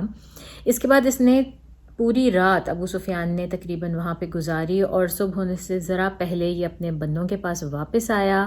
اور واپس آنے کے بعد جو ہے اس نے اپنے جو قریشی ساتھی تھے ان کو کچھ بتایا کہ یہاں قریب میں یہ جگہ ہے اور اس طرح سے ہے. اور وہ جگہ مسلمانوں کی تھی. وہاں مسلمانوں کے باغ تھے، ڈیٹ پامز تھے جو کہ کھجوروں کے درخت ہوتے ہیں، اس کے باغ تھے. اس میں ایک شخص کام کر رہا تھا، لکڑیاں لے کر آ رہا تھا. اس کو پکڑ کے لے آئے اس کے قریشی جو ساتھی تھے ابو سفیان کے پاس، اور ایک اور شخص تھا اس کو پکڑ کے لے آیا، اور ان دونوں کو ابو سفیان نے قتل کروا دیا. اور قتل کروانے کے بعد اس نے پھر یہ کیا کہ اپنے کارندوں کو کہہ کر پورے کے پورے باغوں کو آگ لگوا دی. پوری طرح سے آپ کہتے ہیں ٹیرر اٹیک، اس نے پوری طرح سے ایک ٹیررسٹ اٹیک جو ہے وہ کیا. اب بہت ہی جلد اس واقعے کی خبر مدینہ پہنچ گئی، رسول صلی اللہ علیہ وسلم کو پہنچ گئی. یہ جگہ ویسے ہی مدینہ سے بہت قریب تھی، جیسے ہمیں معلوم ہے کہ یہ تینوں قبیلے یہودیوں کے جو ہیں یہ مدینہ کے گرد و نواح میں ہی رہتے تھے. تو یہ جگہ بھی بہت دور نہیں تھی جہاں بنو نذیر تھا. جب رسول صلی اللہ علیہ وسلم کو یہ اطلاع ملی، انہوں نے فوراً تیاری پکڑی اور اپنے سب صحابہ کو جو ہے وہ ریڈی ہونے کا کہا فوری طور پہ. جب صحابہ کرام نے پوچھا کہ یا رسول اللہ کیا ہم لڑنے جا رہے ہیں ابو سفیان سے، تو رسول صلی اللہ علیہ وسلم نے فرمایا ہاں بالکل ہم اس سے لڑیں گے. تو یہ لوگ وہاں پر پہنچے تھے، رستے میں ہی تھے. ابو سفیان کو بھی خبر مل گئی کہ رسول اللہ صلی اللہ علیہ وسلم نکل پڑے مدینہ سے اور اس سے مقابلہ کرنے آ رہے ہیں. یہاں پر بھی وہی ہوا جو قرقرات القدر میں ہوا تھا کہ یہ ابو سفیان اور اس کے ساتھی بھی جب ان کو پتہ چلا کہ رسول صلی اللہ علیہ وسلم آ رہے ہیں، بنا یہ جانے کہ ان کی فوج ان سے زیادہ ہے کم ہے کس طرح سے ہے، ان کے دل میں بھی اتنا خوف طاری ہوا، یہ لوگ بھاگ کھڑے ہوئے وہاں سے. انہوں نے سامنا نہیں کیا، یہ رکے نہیں وہاں پہ، بس انہوں نے جس طرح شب خون مارا اور مارنے کے بعد یہ وہاں سے بھاگ کھڑے ہوئے. اور جاتے جاتے انہوں نے اپنے کیملز کے اوپر جو سامان لدا ہوا تھا وہ تک کاٹ کے پھینک دیا نیچے. اچھا اب وہ سامان کیا تھا؟ ظاہر ہے اس میں کھانے پینے کی اشیاء تھیں، وہ ایسی چیزیں تھیں جسے ہم کہتے ہیں نا کہ وہ آئٹمز جو آپ کے پاس بہت عرصے تک چلیں اور صحرا میں بھی. ان میں سے ایک ان کے پاس ایک پوریج لائک سبسٹنس ہوتا تھا جس کو یہ بارلے، مکئی اور یہ سب مکس کر کے اور اس میں شہد ڈال کے دودھ ڈال کے بناتے تھے. پھر اس کو جما لیتے تھے، اس کو خشک کر لیتے تھے اور پھر اس کو خشک جس طرح ہم لوگ آج کل اپنے سیریلز کھاتے ہیں اس کو سیریل کے فارم میں وہ رکھتے تھے، اور تاکہ وہ رستے میں کہیں پہ بھی ان کے کام آئیں، اس میں پانی یا دودھ ملا کے وہ اس کو دوبارہ یوز کر سکیں. اس کو یہ کہتے تھے سویق. اس دلیا نما، اس پوریج نما سبسٹنس کو یہ کہتے تھے سویق. تو جس وقت یہ لوگ جلدی میں تیزی میں بھاگے تو انہوں نے اپنے سامان سارے کے سارے پھینک دیے اور اپنے آپ کو ہلکا کیا اگین اسی طرح سے جس طرح ہم نے پہلے بھی دیکھا، تاکہ یہ جلد از جلد وہاں سے بس بھاگ سکیں اور اپنے جو ہے محفوظ مقام پر پہنچ سکیں. اس سامان کو ہلکا کرنے کی صورت میں مسلمانوں کے ہاتھ اگین بہت سارا مال غنیمت آیا، اور اس میں جس چیز کی تعداد سب سے زیادہ تھی وہ یہ تھا السویق. یہ جو پورج تھا اس کی تعداد بہت زیادہ تھی، اس لیے اس کو اس پورے غزوے کو، اس چھوٹے ایکسپیڈیشن کو غزوہ سویق بھی کہا جاتا ہے، یا اس کو غزوہ بنو سلیم بھی کہا جاتا ہے، کیونکہ اس چھوٹا سا قبیلہ جس پہ یہ شب خون مارا گیا تھا اور جس کے ساتھ یہ ظلم و زیادتی کی گئی تھی، اس کا نام بنو سلیم تھا. تو اس طرح سے یہ ان کو مقدار ملی، اور یہ بھی ایک چھوٹا سا غزوہ شمار ہوتا ہے. اب اس سلسلے میں ہمیں دوسری بات جو دیکھنے میں آتی ہے کہ بنو نذیر نے بھی ایک یہ ٹریزن کیا ایک طرح سے، کیونکہ ان کا بہت پہلے پیکٹ ہو چکا ہوا تھا رسول اللہ صلی اللہ علیہ وسلم کے ساتھ کہ وہ ایسی کوئی حرکت نہیں کریں گے. اگر کوئی دشمنان اسلام آئیں گے تو ان کو پناہ نہیں دیں گے، ان کی مدد نہیں کریں گے کسی بھی طرح سے، اور نہ ہی مسلمانوں کے خلاف جو ہے وہ کسی ایکسپیڈیشن میں حصہ لیں گے.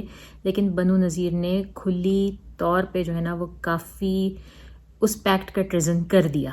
اس واقعے کے اندر ہم یہ دیکھتے ہیں. دوسری ہجری کا جو آخری واقعہ پیش آیا اس سے متعلق ہے، اور وہ واقعہ یہ تھا کہ رسول اللہ صلی اللہ علیہ وسلم کی صاحبزادی فاطمہ رضی اللہ تعالیٰ عنہ کا حضرت علی رضی اللہ تعالیٰ عنہ کے ساتھ نکاح. تو حضرت علی رضی اللہ تعالیٰ عنہ اس پورے واقعے کی ڈیٹیل ہمیں فرسٹ پرسن میں خود سے نریٹ کریں، خود بتا رہے ہیں، اور وہ ہمیں بتاتے ہیں کہ میں ایک دفعہ گھر واپس آیا، اور یہ بدر کے فوراً بعد کی بات ہے. تو خاندان کی کچھ عورتیں جو ہیں وہاں موجود تھیں، اور انہوں نے مجھے کہا کہ کیا تمہیں معلوم ہے علی کہ رسول اللہ صلی اللہ علیہ وسلم کی دختر فاطمہ کی جو ہیں وہ رشتے آ رہے ہیں. اس وقت حضرت فاطمہ رضی اللہ تعالیٰ عنہ کی عمر جو ہے وہ 15 سے 18 کے بیچ میں تھی. ہمیں ایگزیکٹ ٹائم اور ڈیٹ نہیں پتہ، لیکن 15 سے 18 کے بیچ میں، یعنی کہ ان کی شادی کی عمر تھی اس وقت. جس پر حضرت علی نے کہا کہ اچھا مجھے تو نہیں پتا، آ رہے ہوں گے. تو اس عورت نے حضرت علی کو کہا کہ تم کیوں نہیں جا کے مانگتے رشتہ حضرت فاطمہ کا، اور یقیناً رسول اللہ صلی اللہ علیہ وسلم تم سے شادی کریں گے فاطمہ کی. تو علی نے کہا کہ میرے پاس تو کچھ بھی نہیں ہے، میں کس طرح سے رشتہ مانگوں، اور میں نہ کچھ دے سکتا ہوں، فی الحال میرے پاس کچھ بھی نہیں، میرے ہاتھ بالکل خالی ہیں. تو اس عورت نے کہا کہ اس بات کی تم فکر نہ کرو، جب تم جاؤ گی رسول اللہ صلی اللہ علیہ وسلم کے پاس تو وہ کوئی نہ کوئی رستہ نکال لیں گے، کوئی نہ کوئی حل نکال لیں گے اس چیز کا. تو حضرت علی کہتے ہیں کہ واللہ وہ عورت، اس نے مجھے اتنا پش کیا، اتنی دفعہ کہا اور اتنا مجھے پریشرائز کیا کہ میں نے سوچ لیا کہ اچھا میں ضرور جا کے بات کروں گا. اینی ویز رسول صلی اللہ علیہ وسلم کے پاس جب حضرت علی پہنچے تو کیا ہوتا ہے جب آپ نے رشتہ لے کے جانا ہوتا ہے کسی کے پاس، تو آپ کا کیا حال ہوتا ہے؟ وہ جو آکورڈنیس ہوتی ہے وہ بڑی ریئل ہوتی ہے. تو وہ اس معاملے میں بھی کہ جہاں پر ایک طرف رسول اللہ صلی اللہ علیہ وسلم ہے اور دوسری طرف شیر خدا ہے، اور اب بھی جنگ جیت کر آئے ہیں، اتنے بڑے مار کر آئے ہیں، وہ کھڑے ہوئے ہیں، لیکن ان کے منہ سے ایک لفظ نہیں نکل رہا، ایک لفظ نہیں وہ بول سکے کہ میں کس لیے آیا ہوں، کیا کرنے آیا ہوں. رسول صلی اللہ علیہ وسلم نے تقریباً 3 بار ان سے پوچھا علی میں تمہاری کیا خدمت کر سکتا ہوں، تم کس کام کے لیے آئے ہو. حضرت علی کچھ نہیں بول سکے، یہاں تک کہ رسول صلی اللہ علیہ وسلم نے خود ہی فرمایا کہ اچھا علی کیا تم فاطمہ کا ہاتھ مانگنے آئے ہو؟ اس پر حضرت علی نے ہلکے سے کہا کہ جی. اس پر انہوں نے کہا، اب انہوں نے یہ کہہ دیا تو اس کے بعد رسول صلی اللہ علیہ وسلم نے کہا کہ تمہارے پاس کچھ بھی ہے مہر کے معاملے میں دینے کے لیے، کوئی فائنانسز ایسے ہیں تمہارے پاس، کچھ ایسا ہے جو کہ تم مہر کے طور پہ دے سکو؟ جس پر حضرت علی نے فرمایا کہ میرے پاس واللہ کچھ بھی نہیں ہے رسول اللہ صلی اللہ علیہ وسلم، میرے پاس کچھ بھی نہیں ہے. تو رسول صلی اللہ علیہ وسلم نے کہا کہ اس زرہ کا کیا ہوا، اس آرمر کا جو کہ میں نے تمہیں دی تھی؟ تو حضرت علی نے فرمایا جی وہ آرمر تو میرے پاس ہے، وہ والی زرہ جو ہے وہ میرے پاس ہے، اور اس کا نام تھا اس آپ کو پتہ ہے کہ جو عرب تھے نا وہ اپنی ہر چیز، جانور، چیز اور ہر چیز کو نام دیتے تھے. تو اس زرہ کا بھی نام تھا اور اس کا نام تھا حتیمیہ. حتیمیہ اس کو اس لیے کہا جاتا تھا کہ عبد القیس جو ہے ایک قبیلہ تھا، اور اس قبیلے میں ایک مشہور فیملی تھی، اس کا نام تھا حتام، اور وہ بہت مشہور تھے وہ لوگ اس طرح کی اسپیشل زرہ بنانے میں. تو اس لیے اس زرہ کو حتیمیہ کہا جاتا تھا. اور اس کی اور بھی بڑی خصوصیات تھیں کہ وہ بڑی چوڑی تھی عام زرہ سے اور بہت مضبوط تھی اور بہترین تھی کسی وارئر کے لیے. اور اس کے اوپر تلوار ٹوٹتی تھی، جتنی زور سے تلوار ماری جاتی تھی وہ اتنی بری طرح ٹوٹ جاتی تھی، جس وجہ سے وہ بڑی کوئی زبردست قسم کی تھی، جو کہ حضرت علی کو بطور تحفہ ان کی شجاعت کے، ان کی بہادری کے بدلے میں رسول صلی اللہ علیہ وسلم نے دیا تھا. تو یہ جو حتیمیہ تھی رسول صلی اللہ علیہ وسلم نے اس کے بارے میں پوچھا تو حضرت علی نے کہا جی ہاں وہ میرے پاس موجود ہے، میرے پاس جو ہے وہ تو موجود ہے، لیکن میں اس کا میں کیا مہر دے سکتا ہوں یا ان کو کیا پسند آئے گا. میری وائف کے لیے تو وہ آرمر بیسیکلی بیکار ہے، تو اس کو کیا اس چیز کا جو ہے وہ پسند آئے گا اس آرمر میں سے. تو رسول صلی اللہ علیہ وسلم نے کہا کہ کچھ درہم مل جائیں گے، تم اس کو بیچ سکتے ہو. تو رسول صلی اللہ علیہ وسلم نے کہا کہ یہ بہت اچھا اپروپریٹ مہر ہوگا، کوئی اتنا مسئلہ نہیں ہے. تو پھر تم ایسا کرو کہ جاؤ اور جا کے اب اپنی تم شادی کی تیاری شروع کرو.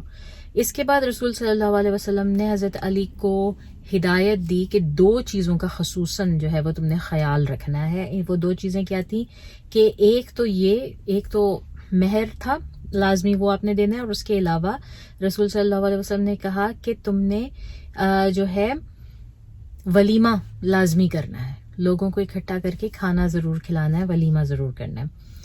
تو اب یہ جو ظاہر ہے سینس آف کمیونٹی جو رسول اللہ صلی اللہ علیہ وسلم سب کو دے رہے ہیں، اس کی ابتدا اسی طرح سے ہوتی ہے، گھر سے ہوتی ہے پہلے. تو اچھا اب حضرت علی سوچ میں پڑ گئے کہ میں کس طرح سے، چلو مہر کا معاملہ ہو گیا سالو، لیکن اب یہ جو دوسرا ولیمے کا معاملہ ہے، دعوت کرنی ہے، اتنے لوگوں کو کھلانا پلانا ہے، یہ میں کدھر سے کروں گا. تو اس کے لیے بھی رسول صلی اللہ علیہ وسلم خود سے ہی ان کو مشورہ دے رہے ہیں اور ان کو بتا رہے ہیں کہ یہاں شہر سے تم باہر جا کے نا تم اذخر، ایک کوئی جڑی بوٹی ہے، اس کے پتے اور پھول ڈھونڈو اور ان کو بیچو بازار میں، اور اس سے تمہیں کچھ پیسے ملیں گے. تو اس طرح سے تمہارا ذرا جسے کہتے ہیں نا ایک فائنینشلی تم سٹیبل ہوگے تھوڑا بہت، اور پھر ان پیسوں سے تم دیکھنا ولیمہ بھی کر سکو گے. تو اذخر جو ہے یہ ایک طرح کی گھاس کی طرح ہے، گھاس ہے، جڑی بوٹی ہے، جو کہ جس کے بہت مختلف قسم کے استعمال تھے اس دور میں اور بہت کام کی تھی. جیسے اس کو پکایا بھی جاتا تھا، کھانے میں بھی استعمال ہوتا تھا، اس کا دوائیوں کی طرح بھی استعمال ہوتا تھا، اور بھی بڑے کام تھے اس کے. تو علی رضی اللہ تعالیٰ عنہ کو رسول اللہ صلی اللہ علیہ وسلم نے یہ ٹاسک دیا کہ تم نے یہ بھی کرنا ہے. اس کے بعد رسول اللہ صلی اللہ علیہ وسلم اپنی دختر کے پاس گئے اور ان کو بتایا کہ میرے پاس آپ کے لیے یہ پروپوزل ہے، میرج پروپوزل ہے، حضرت علی کا آیا ہے. تو میں آپ سے پوچھنا چاہتا ہوں کہ آپ کا اس کے بارے میں کیا خیال ہے. میں نے آپ کے لیے علی کو چوز کیا ہے. بیسیکلی رسول صلی اللہ علیہ وسلم نے یہ بتایا حضرت فاطمہ کو. اب ظاہر ہے کہ یہاں سے ہمیں پتہ چلتا ہے کہ رسول صلی اللہ علیہ وسلم اگر چاہتے تو سمپلی اپنا فیصلہ سنا دیتے اور کوئی بھی ان کے فیصلے پر نہ نہیں کرتا تھا. لیکن رسول صلی اللہ علیہ وسلم خود اپنی بیٹی سے پوچھ رہے ہیں، اس کی اجازت لے رہے ہیں کہ تم نے شادی کرنی ہے یا نہیں کرنی. تو فاطمہ رضی اللہ تعالیٰ عنہ بہت خاموش رہیں، انہوں نے جواب نہیں دیا. ظاہر ہے کہ خاتون اول ہیں تو ان کا جو لیول ہے شائنس کا، جو ان کا جو شائنس کو میں کیا کہوں، بہرحال شائنس کا جو لیول ہے ان کا وہ بھی بہت ہائی ہے، بہت اونچا ہے. تو انہوں نے کوئی جواب نہیں دیا اور وہ خاموش رہیں. تو رسول صلی اللہ علیہ وسلم نے اس کے بعد حضرت فاطمہ کو حضرت علی کی خوبیاں بیان کی. انہوں نے ان کی خاموشی کو بھی ہاں نہیں سمجھا، انہوں نے اس کے بعد ان کی خوبیاں بیان کی. اور کس طرح بیان کی کہ رسول صلی اللہ علیہ وسلم نے فرمایا کہ دیکھو علی جو ہے نا وہ ان سب سے پہلے لوگوں میں سے ہے جنہوں نے اسلام جو ایکسیپٹ کیا تھا. تو وہ ان سب سے پہلے میرے صحابہ میں سے ہے، اور میرے تمام صحابیوں میں اس کی نالج اور ان کا جو لیول اور انٹیلیجنس ہے وہ سب سے اونچا ہے.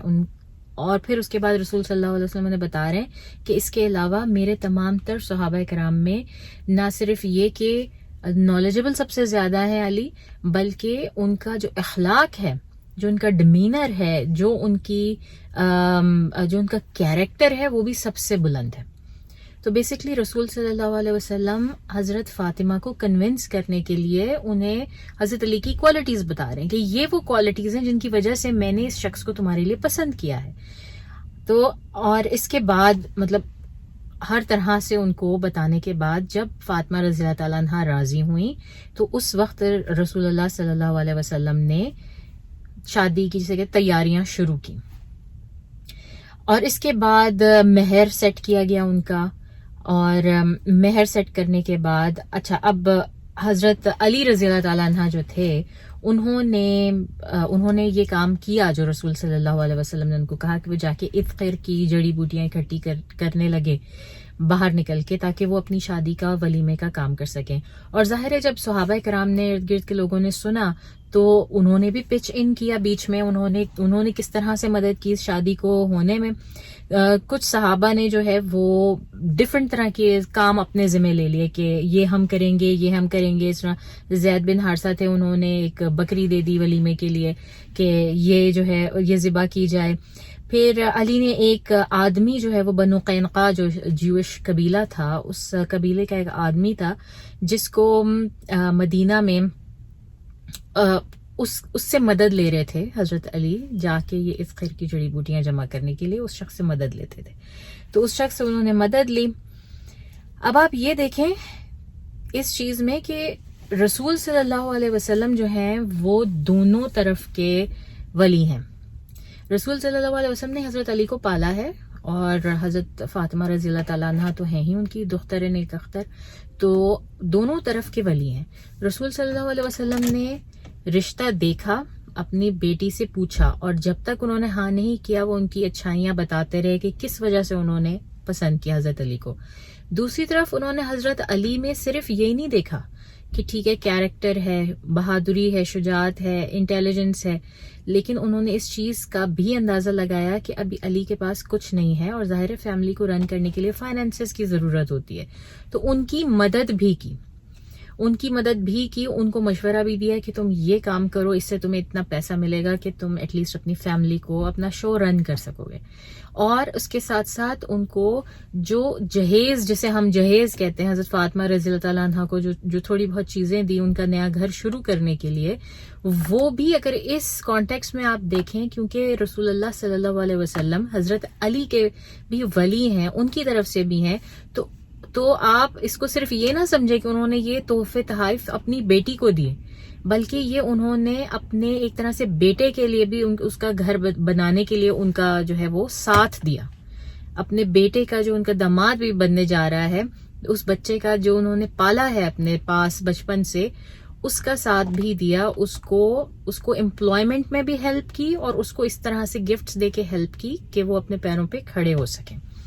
تو اس کے بعد جو ہے علی رضی اللہ تعالیٰ عنہ یہ کام کرتے رہے. تو ایک روز پھر اس کے بعد یہ ہوتا ہے کہ علی رضی اللہ تعالیٰ عنہ اپنا کام کرنے گئے تھے، اور علی رضی اللہ تعالیٰ عنہ کے پاس اسی جنگ بدر کے بعد 2 عدد کیملز بھی تھے، 2 عدد شی کیملز جو مادہ اونٹنیاں تھیں، وہ 2 اونٹنیاں تھیں ان کے پاس، جو کہ ان کے خود کے پاس کوئی ایسی جگہ نہیں تھی ایسا، تو انہوں نے ایک انصاری کے گھر کے باہر ان کو باندھا ہوا تھا.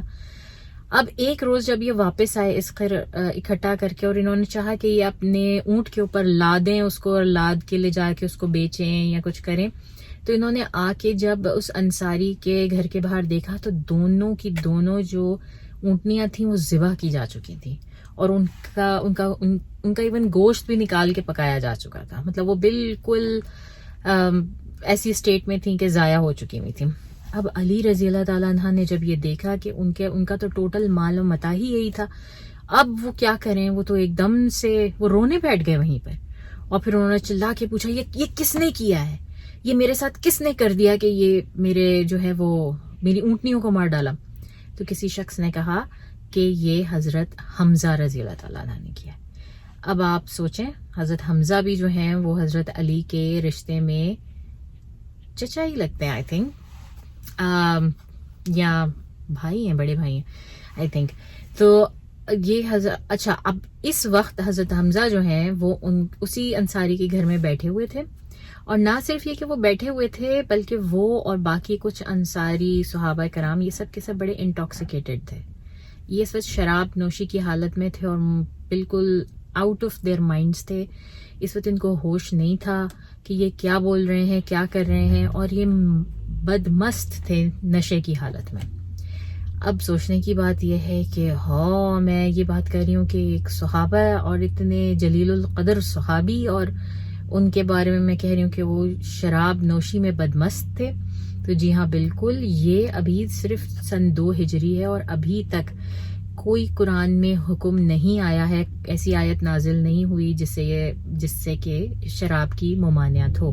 تو کئی صحابہ کرام تھے وہ سب کے سب شرابیں پیا کرتے تھے, اور اس وقت اپنے نشے کی حالت میں حضرت حمزہ بھی تھے, اور ان کے درمیان جو ہے وہ شراب نوشی اور اس کے ساتھ پھر شاعری تو ہمیں ہر جگہ ملتی ہے نا, اتنی زیادہ ہے. ایون اگر آپ یہ البدایہ والنہایہ یا ابن اسحاق یا ابن ہشام یہ کوئی کتابیں بھی اٹھا کے پڑھیں نا, تو یہ آدھی سے زیادہ کتابیں ان میں شاعری ہے, ہر شخص کی شاعری ہے, ہر بندے کی شاعری. ابو سفیان آ رہا ہے اس کی شاعری, ابو جہل ہے اس کی شاعری, ابو طالب ہے ان کی شاعری, جو الگ سے دوسرے تیسرے قسم کے جو بھی شاعر ہیں وہاں پر ہر ایک کی شاعری آپ کو ملتی ہے.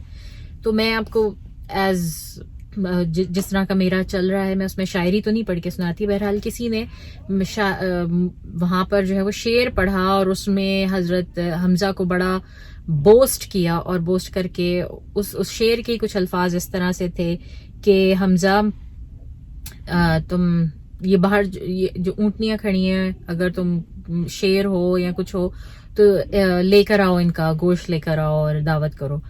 تو اس زوم میں اٹھ کر حضرت حمزہ رضی اللہ تعالیٰ عنہ نے ان اونٹنیوں کو ذبح کر ڈالا اور ان کا گوشت نکال کے اس کو روسٹ کر کے بیسکلی پوری کی پوری پارٹی کر لی. اب جس وقت حضرت علی نے یہ دیکھا اور وہ رو رہے ہیں اور ان کو پتا چلا کہ حضرت حمزہ نے یہ کیا ہے, تو وہ اور زید بن حارثہ جو ہیں یہ بھی فیملی ممبر کی طرح ہیں. اب یہ بالکل کلوز فیملی کی بات ہو رہی ہے. حضرت علی ہیں, حضرت حمزہ ہے, زید بن حارثہ ہے, رسول اللہ صلی اللہ علیہ وسلم, یہ سب کے سب بڑے کلوز ایک فیملی امیڈیٹ فیملی میں آتے ہیں. تو انہوں نے حضرت زید بن حارثہ سے بات کی. اب یہ دونوں فوراً رسول اللہ صلی اللہ علیہ وسلم کے پاس گئے اور انہوں نے جا کے شکایت لگائی کہ حضرت حمزہ نے اس طرح کر دیا. رسول اللہ صلی اللہ علیہ وسلم بھی 1 منٹ کے لیے جو ہے وہ خفا ہوئے. انہوں نے فوراً کہا کہ میری چادر لے کر آؤ. ان کی چادر لائی گئی اور انہوں نے چادر اوڑھی اور فوراً ان دونوں کے ساتھ رسول اللہ صلی اللہ علیہ وسلم اس انصاری کے گھر پہ پہنچے جہاں پر یہ پارٹی چل رہی تھی. حضرت حمزہ اور دوسرے انصاری صحابہ بیٹھے ہوئے تھے. اب یہ وہاں پر پہنچے, انہوں نے جا کے دستک دی. اندر سے پوچھا گیا کون آیا ہے, تو رسول اللہ صلی اللہ علیہ وسلم نے کہا میں محمد. دروازہ کھولا گیا اور انہوں نے جا کے پوچھا حضرت حمزہ سے کہ یہ کیا کیا تم نے حمزہ. حضرت حمزہ اتنے زیادہ ڈرنک تھے, اتنے نشے میں تھے کہ وہ عجیب نظروں سے نہ اوپر سے نیچے تک دیکھنے لگے, رسول اللہ صلی اللہ علیہ وسلم کو بھی اور حضرت علی کو بھی, زید بن حارثہ کو بھی. اور کچھ لمحے دیکھنے کے بعد انہوں نے کہا کہ میں اپنے سامنے, میں تم لوگوں کو کیوں جواب دوں, میرے سامنے میرے باپ کے غلام اور بیٹوں کے سوا کوئی نہیں ہے. بہرحال مطلب ایک طرح سے انہوں نے بے عزتی کی. لیکن رسول صلی اللہ علیہ وسلم اس بات کو سمجھتے تھے کہ یہ اس وقت کمپلیٹلی انٹاکسیکیٹڈ ہے, تو انہوں نے اس پہ زیادہ فس نہیں کریٹ کیا, کوئی بات نہیں کی, اور خاموشی سے وہاں پہ الٹے قدموں واپس آ گئے اور ان کے پیچھے حضرت علی بھی آ گئے. اس کے بعد جو ہے وہ آیتیں نازل ہوئیں آہستہ آہستہ. آپ کو پتہ 3 سٹیپس میں آیتیں نازل ہوئی تھی شراب نوشی سے ممانعت کی. تو اس کے بعد جو ہے وہ مرحلہ آیا, لیکن یہ ان آیات سے پہلے کی بات ہے, اس لیے ہم اس کو صحابی کی غلطی یا گناہ نہیں کہیں گے. اس وقت وہ ان کا معاملہ اللہ تعالیٰ کے ساتھ ہے. یہ صرف this was a happening, this was a normal humanly possible happening جو وہاں پر اس وقت ہو رہی ہے. اینی ویز اس کے بعد یہ فیملی کا معاملہ جو ہے یہ اس کو نمٹایا گیا. حضرت حمزہ نے حضرت علی سے معافی مانگی اور ان کو واپس اونٹنیاں جو ہیں اس کی قیمت ادا کی یا ان کو واپس اونٹنیاں دیں، ہمیں نہیں معلوم، لیکن بہرحال انہوں نے اس کو پوری طرح سے جو ہے وہ واپس کیا ان کا. اور پھر حضرت علی رضی اللہ تعالیٰ عنہ اور حضرت فاطمہ رضی اللہ تعالیٰ عنہ کی اس طرح سے نکاح ہوا. اور پھر نکاح کے فوراً بعد رسول اللہ صلی اللہ علیہ وسلم نے فاطمہ رضی اللہ تعالیٰ عنہ کو حضرت علی کے گھر پہنچایا اور ان کے جو تھوڑا بہت سامان انہوں نے لے کے رکھا ہوا تھا جمع کر کے حضرت فاطمہ کے لیے وہ ان کو دیا. اور اس طرح سے ان کی ازدواجی زندگی کا ایک نیا باب جو ہے وہ شروع ہو گیا. تو یہ واقعہ ہمیں سب سے آخر میں ملتا ہے اس ہجری کے، سن 2 ہجری کے. نیکسٹ ویڈیو میں ہم بات کریں گے سن 3 ہجری کی، جہاں سے وہ شروع ہو رہی ہے اور کیا کیا واقعات پیش آتے ہیں اس میں. بہت شکریہ. وآخر دعوانا ان الحمد للہ رب العالمین. سبحانك اللهم وبحمدك نشهد أن لا إله إلا أنت نستغفرك ونتوب إليك. السلام عليكم ورحمة الله وبركاته.